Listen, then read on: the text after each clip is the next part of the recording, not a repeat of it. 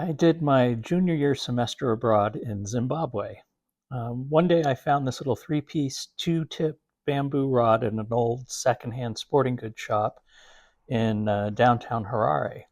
And I remember the old Rhodesian guy who sold it to me was pretty dismissive of it as not English.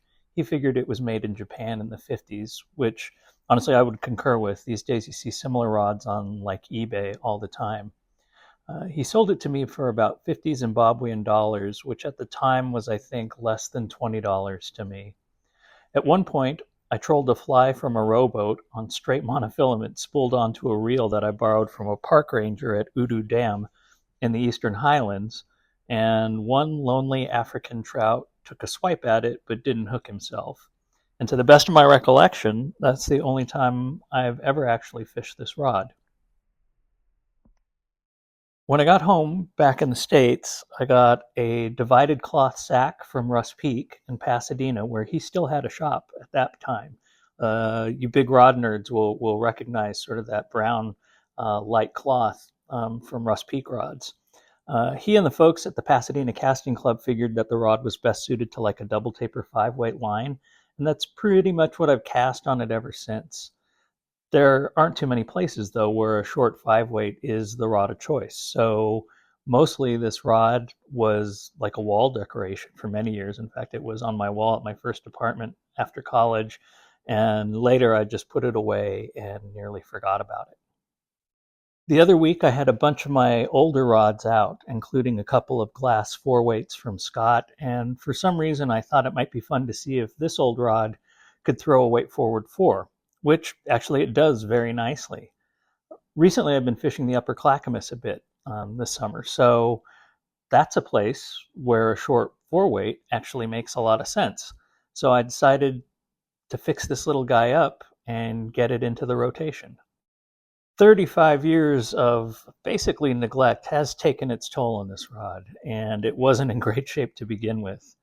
You can see in these photos the wraps were dry and cracking off in some places. The overall varnish was starting to flake off in places as well. So I went ahead and mapped and noted where the guides and the intermediate wraps were placed. I cut them all off with a razor blade. I left the grip, the seat, and the ferrules in place. They seemed fine. I also decided not to risk trying to straighten out the blank with heat. I was worried, and maybe without foundation, but I was worried that the whole thing might delaminate, so I didn't want to have to deal with that. It does have some funky bends in it, but no wildly pronounced sets. And the handful of times that I have cast this rod, it didn't feel like it was inaccurate or strange, so I just kind of left that alone. Plus, this isn't going to be a wall piece again. I'm actually going to fish it. I just want it to be waterproof. I want it to cast nicely. Maybe if it's lucky, grown a little bit under the weight of a 10-inch fish. This is going to be this rod's second life, and it's going to get to do what it was made to do probably 70 or more years ago. So I'm excited to get this going. I stripped the old varnish off with a combination of a furniture scraper and some sandpaper until I was down to the bare bamboo. I was pleased that I didn't expose any glue lines, and I only found one small spot of delamination, which I went ahead and excavated a bit with the tip of a razor blade and filled in with 2-part epoxy. It is under a guide, so I think it'll hold, though in retrospect, I kind of wish I had wrapped it in white silk and varnished that, but I think it's going to be fine, and it's on a tip section, which is now going to be the backup tip. The blank I finished with about 8 coats, maybe 10, of True Oil, which is a gunstock finish that you can apply in sort of micro-thin coats with a paper towel. I've seen other restorers use it, and on some of the forums, it appears to be used by straight-up rod builders as well. I'm pleased with the results. It's certainly a lot easier than trying to build dip tanks in a low-ceiling basement, which is what I thought I would have to do. So this was, I think this worked out well. I'm excited about it. I replaced all of the guides with new, slightly larger ones, but the tip tops are original. I did my best to recapture the spirit of the original wraps. I chose to go with red with black trim. The originals were basically orange, but I think that was 70 years of fading, and they probably started out red. I was lucky because I happen to have a turning motor in a box of rod building stuff that I accumulated about 20 years ago. So I was able to create a drying station with some bits of wood and axles and adapters that I was able to machine out of Delrin stock on my Harbor Freight mini lathe. The whole thing is driven by rubber gaskets that I got at Ace, and I'm using those as pulleys, and the system seems to work pretty well. The wraps are finished with several coats of aggressively thin spar varnish. I think it was like, 1-to-1 varnish to mineral spirits. Wrapping was probably the most challenging thing for me. I probably did every one of these guides and feet and intermediate wraps 3 times each. In the end, honestly, I was too afraid to flame the threads because it was so labor intensive to get them wrapped in the first place. And I also forgot to burnish the wraps. So they're really, really far from perfect. And the varnish itself was so thin that I think it bled a little too easily onto the blank. But while the wraps are maybe a little lumpy in places, I'm really confident that they'll survive casting and fishing. And from a distance, honestly, they look fine. So totally fishable.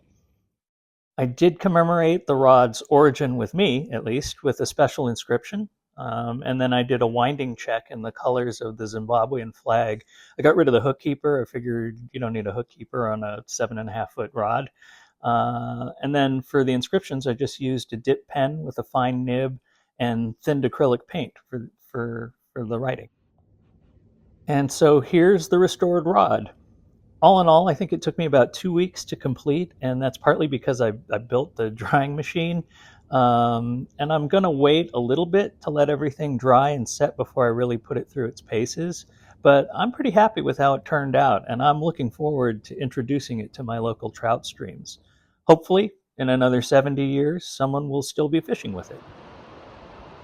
I've never seen a bull trout here, but if we hook one with this rod, I'm pretty sure the rod will explode.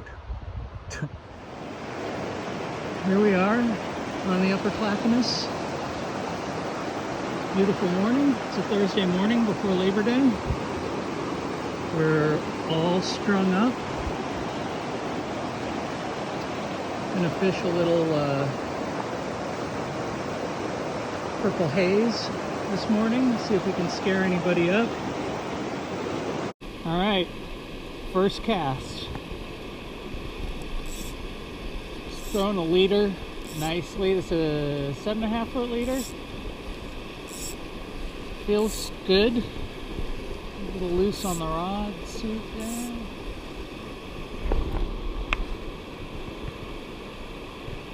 Oh, missed that.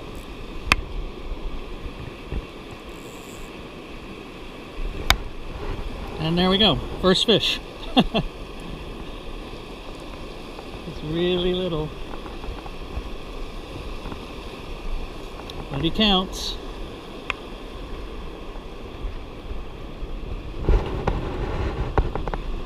There.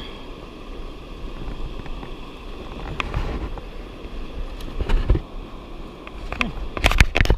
Little guy, but first fish on the new rod. It's a pretty lazy stroke. I kind of like it. It'll throw, a few feet of line and the leader.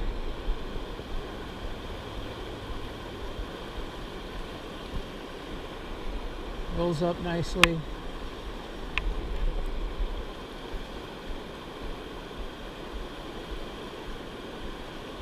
Oh, there we go. There's another little guy. It feels fast. It's a fast rod.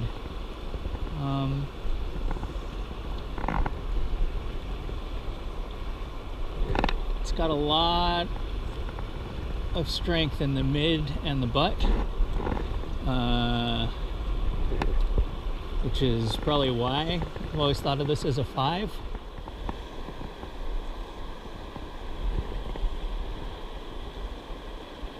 I'm digging this rod at distance. Look at that.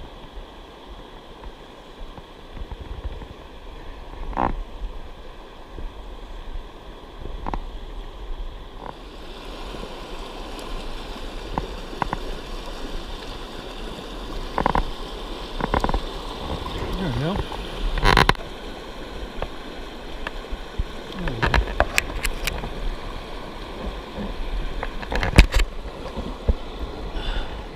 A little bit further into that foam. There we go.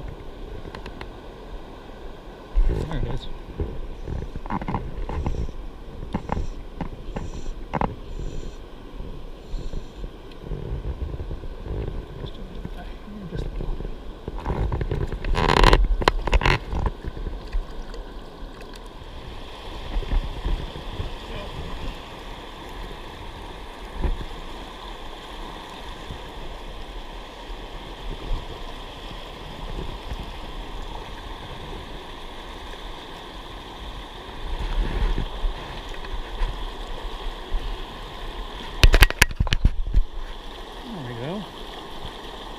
Fly's already out. Anyway, I caught a lot of small fish today. The rod handled them really well. They were super fun on this rod. The rod itself was fun to cast. It cast at distance pretty well as well, which I was happy to see.